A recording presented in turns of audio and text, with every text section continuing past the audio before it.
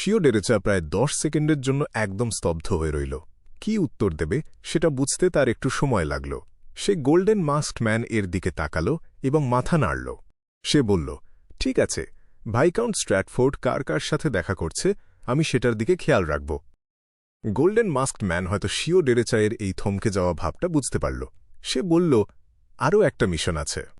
Church of এভারনাইটের red gloves দল এখন নুমিনাস episcopate সংক্রান্ত একটা ব্যাপার নিয়ে তদন্ত করছে। এই বিষয়ে কোনো তথ্য পেলে আমাকে সাথে সাথে জানাবে। শিওডেরেচা খুব সংক্ষেপে উত্তর দিল। নিজের ভেতরের আবেগগুলোকে সে কিছুতেই সামলাতে পারছিল না। গোল্ডেন মাস্কড ম্যান কয়েক সেকেন্ড চুপ করে রইল। একটু ভেবে সে জিজ্ঞেস করল, তুমি কি সরাসরি এমআই নয় এ যোগ দিতে আগ্রহী? তুমি ইস্ট বড়োতে নিজের বর্তমান পরিচয় বজায় রেখেই কাজ চালিয়ে যেতে পারবে। শিওডেরেচা 2 সেকেন্ডের জন্য চমকে গেল এবং তার মুখটা হাঁ হয়ে গেল। সে হুট করে কোনো সিদ্ধান্ত নিতে পারছিল না। গোল্ডেন মাস্কড ম্যান অবশ্য এখনই কোনো উত্তর আশা করছিল না। সে মৃদু হেসে বলল, তাড়া নেই, তুমি ইন্টারোগেটর হওয়ার পর আমাকে তোমার সিদ্ধান্ত জানিও। কথাটা শেষ করে সে পিছিয়ে গেল। গলিটার অন্য প্রান্তের অন্ধকারের মধ্যে সে আস্তে আস্তে মিলিয়ে গেল। ঠিক সেই সন্ধ্যায় ক্লাইন মোরেত্তি একটা স্বপ্ন দেখে হঠাৎ জেগে উঠল। বোকল্যান্ড স্ট্রিটের ড্রেনের ভেতরে সে যে সোল ইমপ্রিন্ট তৈরি করে রেখেছিল সেটা কেউ একজন ছুঁয়ে ফেলেছে। ক্লাইন মোরেত্তি একটা দীর্ঘশ্বাস ফেলল। মাঝরাতে মানুষের এত কি কাজ থাকে? হ্যাজেল কি রেথের হাতে ধরা পড়ার ভয় পায় না? ক্লাইন মোরেত্তি বালিশের নিচ থেকে স্পিরিচুয়ালিটির দেয়াল দিয়ে ঢাকা লোহার আয়ন সিগার কেসটা বের করল। তারপর সে বারান্দার দিকে হেঁটে গেল, যেখানকার পর্দাগুলো শক্ত করে টানা ছিল। রেথ সেনর খুব দ্রুত একটা ল্যাম্পপোস্টের ওপর লাফিয়ে পড়ল। তারপর একটা ম্যানহোল পার হয়ে ড্রেনের গভীর অন্ধকারে নেমে গেল। ক্লাইন মোরেত্তি তার ম্যারিওনেটের চোখ দিয়ে দেখতে পেল হ্যাজেল সাধারণ মানুষের পোশাক পরে ড্রেনের ভেতরে দাঁড়িয়ে আছে। এই মেয়েটা খুব সাবধানে সামনের দিকে হাঁটছিল। সে অজান্তেই নিজের বাম হাত দিয়ে 7টা পান্না বসানো নেকলেসটা স্পর্শ করছিল। তার ডান হাতে ছিল সোনা দিয়ে তৈরি একটা চার্মটা তখনও অ্যাক্টিভেট করা হয়নি। তবুও সেটা থেকে চমৎকার একটা সকালের শিশির আর সূর্যের আলোর মতো ওম বের হচ্ছিল। এই দৃশ্য দেখে ক্লাইন মোরেত্তিয়ের হঠাৎ সকালের এক ঘোরার কথা মনে পড়ে গেল। হ্যাজেল খুব ভোরে উঠে নিজের বাগানে হাঁটছিল। সে কি তখন সান ডোমেনের চার্ম তৈরি করার জন্য জিনিসপত্র জোগাড় করছিল? সকালের শিশির? ক্লাইন মোরেত্তি নিশ্চিত হতে পারছিল না।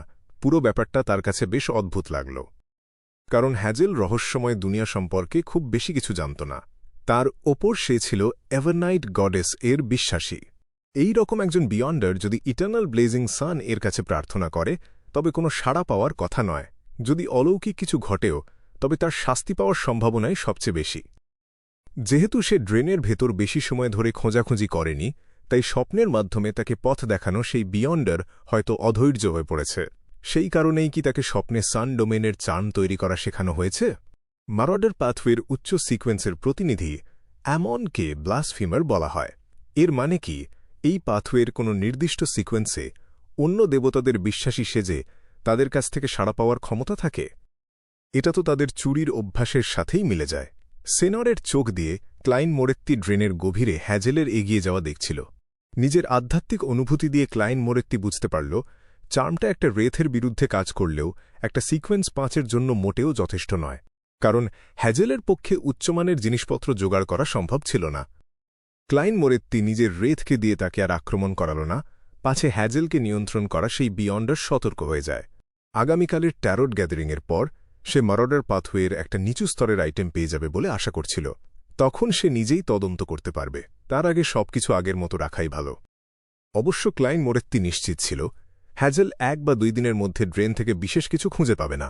তার কাছে প্রস্তুতির জন্য প্রচুর সময় আছে। একজন সিয়ার হিসেবে তার কাছে নিশ্চিত হওয়ার অনেক উপায় ছিল। সবচেয়ে সহজ উপায় হল ধূসর কুয়াশার ওপরে যাওয়া। নিজের ম্যারিওনেটের সাথে সংযোগ কেটে দিয়ে ক্লাইন মোরেত্তি ঘড়ির কাঁটার উল্টো দিকে 4 পা হাঁটল। সে প্রাচীন পাথরের প্রাসাদটার ভেতরে গিয়ে পৌঁছাল। সে একটা কলম ও কাগজ তৈরি করে সেখানে একটা দিব্যবাণী লিখল, আগামী 3 দিনের মধ্যে বোকল্যান্ড স্ট্রিটে বড় কোনো ঘটনা ঘটবে। টোপাজ পেন্ডুলামের সাহায্যে ক্লাইন মোরেত্তি একটা নেতিবাচক উত্তর পেল। এর মানে আগামী 3 দিনে বোকল্যান্ড স্ট্রিটে বড় কিছু হচ্ছে না। হ্যাজেল ড্রেন থেকে যাই খুঁজে পাক না কেন, সেটা হয়তো ক্লাইন মোরেত্তিকে একটু প্রভাবিত করলেও পুরো এলাকার জন্য সামান্য একটা ব্যাপার হবে। আর সামান্য কোনো ঘটনা তার পরবর্তী পরিকল্পনা নষ্ট করতে পারবে না। তাই তাকে থামানোর কোনো বাড়তি ইচ্ছে ক্লাইন মোরেত্তির ছিল না। সে আগেই নাচের অনুষ্ঠানে হ্যাজেলকে একটা ইঙ্গিত দিয়েছিল। হ্যাজেল যদি সেটা না বোঝে তবে সেটা তার নিজের সমস্যা। ক্লাইন মোরেত্তি এই নিয়ে মনে কোনো অপরাধবোধ রাখল না। বাস্তব দুনিয়ায় ফিরে এসে ক্লাইন মোরেত্তি প্রায় ৪৫ মিনিট অপেক্ষা করল, তারপর হ্যাজেল ড্রেন থেকে বের হয়ে এল।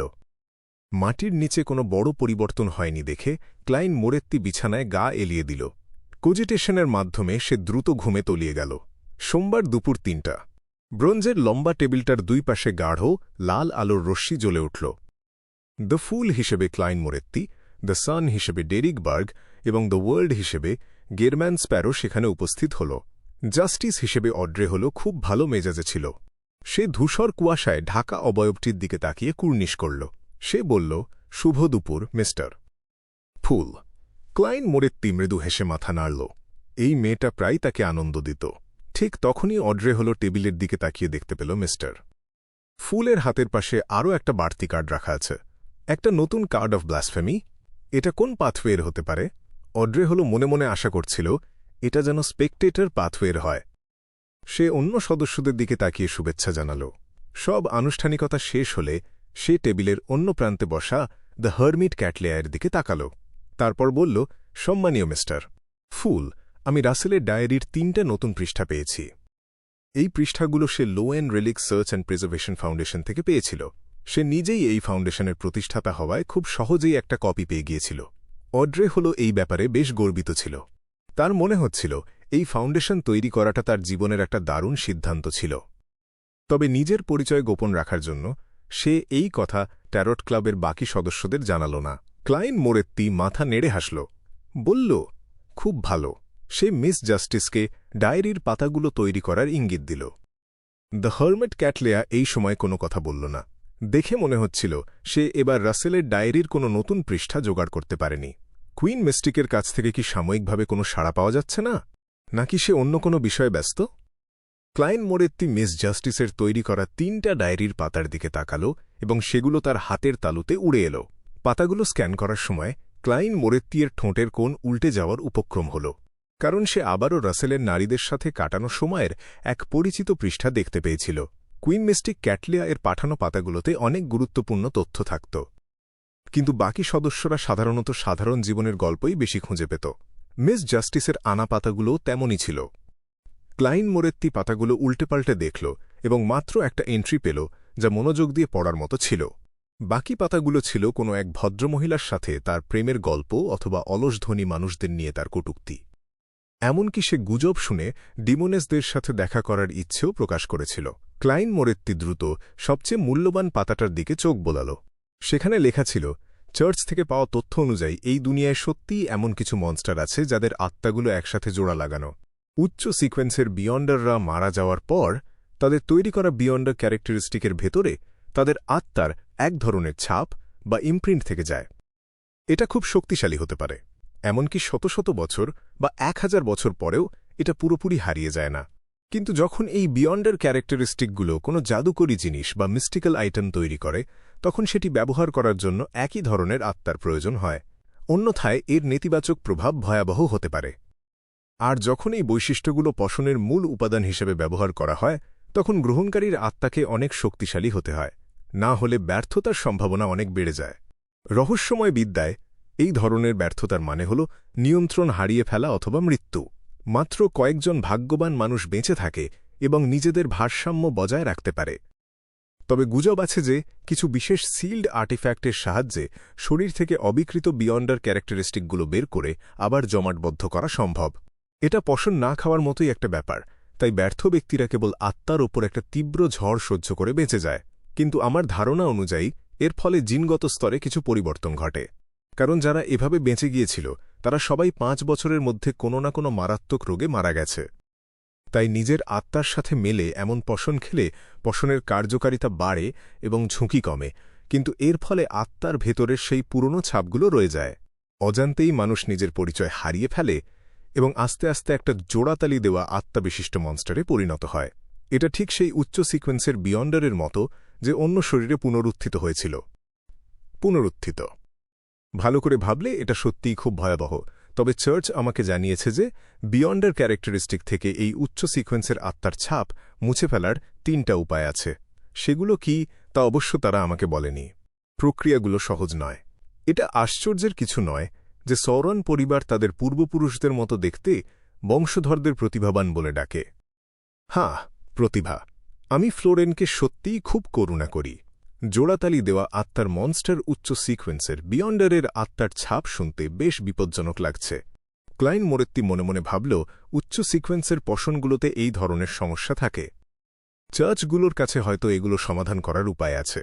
তাদের কাছে এঞ্জেল এবং গ্রেড 0 সিল্ড আর্টিফ্যাক্টের অভাব নেই। তারা একটি বিয়ন্ডার ক্যারেক্টারিস্টিককে ভেঙে আবার খাঁটি রূপ দিতে পারে। কিন্তু সেই প্রাচীন পরিবারগুলো হয়তো এত লাকি নয়। তাদের রক্ষা করার জন্য কোনো এঞ্জেল নাও থাকতে পারে। হয়তো তাদের কাছে মাত্র 1টা বা 2টা গ্রেড 0 সিল্ড আর্টিফ্যাক্ট আছে, যা ব্যবহার করা এত সহজ নয়। তাছাড়া এক একটি গ্রেড 0 সিল্ড আর্টিফ্যাক্টের কাজ এক এক রকম হয়। সেগুলো হয়তো এই কাজের জন্য উপযুক্ত নয়। ক্লাইন মোরেত্তি এর মাথায় অনেক চিন্তা খেলে গেল এবং সে হাতের ডায়েরির পাতাগুলো অদৃশ্য করে দিল। তারপর সে মিস জাস্টিসের দিকে তাকিয়ে মৃদু হেসে জিজ্ঞেস করল, তুমি এগুলোর বদলে কি চাও? অড্রে হল তখনও তার পশনের উপাদানের জন্য অপেক্ষা করছিল। এই মুহূর্তে তার বাড়তি কিছুর প্রয়োজন ছিল না। তাই সে নিজের কৌতূহল মেটানোর সিদ্ধান্ত নিল। সে বলল, সম্মানীয় মিস্টার ফুল, আপনার হাতের পাশের ওই বাড়তি কার্ডটা কি একটা কার্ড অফ ব্লাসফেমি? এটা কোন পাথওয়ের কার্ড?